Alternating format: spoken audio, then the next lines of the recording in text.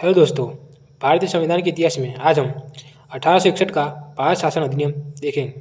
चलो दोस्तों, प्रथम प्रावधान। इस अधिनियम के अंतर्गत विभागीय प्रणाली का प्रारंभ हुआ, जो लॉर्ड कैनिंग द्वारा।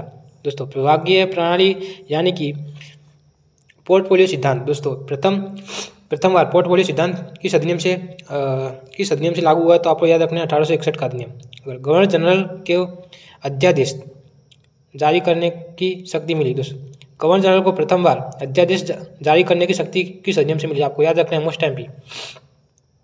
इस अधिनियम से मद्रास और मुंबई को विधान परिषद स्थापित करने की शक्ति प्रदान की गई। दोस्तों, यानी कि अब इस अधिनियम से दोस्तों सत्ता का विकेंद्रीकरण हुआ, ये भी हम समझ सकते हैं, क्योंकि मद्रास और मुंबई को अलग अलग अपने कानून बनाने की शक्ति दे दी गई थी।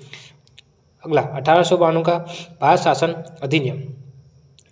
इस अधिनियम से सर्वप्रथम अप्रत्यक्ष चुनाव प्रणाली दोस्तों की शुरुआत हुई। अप्रत्यक्ष चुनाव प्रणाली की शुरुआत किस अधिनियम से हुई दोस्तों, आप याद रखना है 1892 का अधिनियम। 1909 का भारत शासन अधिनियम, जिसे दोस्तों मोर्ले मिंटो सुधारा भी कहते हैं। दोस्तों, मोर्ले सचिव थे, मिंटो वाइसरॉय थे।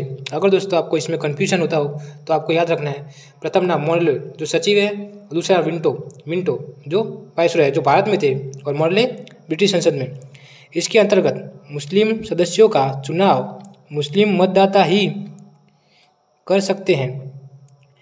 इस प्रकार इस अधिनियम से सांप्रदायिकता को वैधानिकता प्रदान की और लॉर्ड मिंटो को सांप्रदायिक निर्वाचन के जनक के रूप में जाना गया। दोस्तों, सांप्रदायिक के निर्वाचन का जनक के रूप में किसको जाना गया दोस्तों, आप याद रखना है लॉर्ड मिंटो।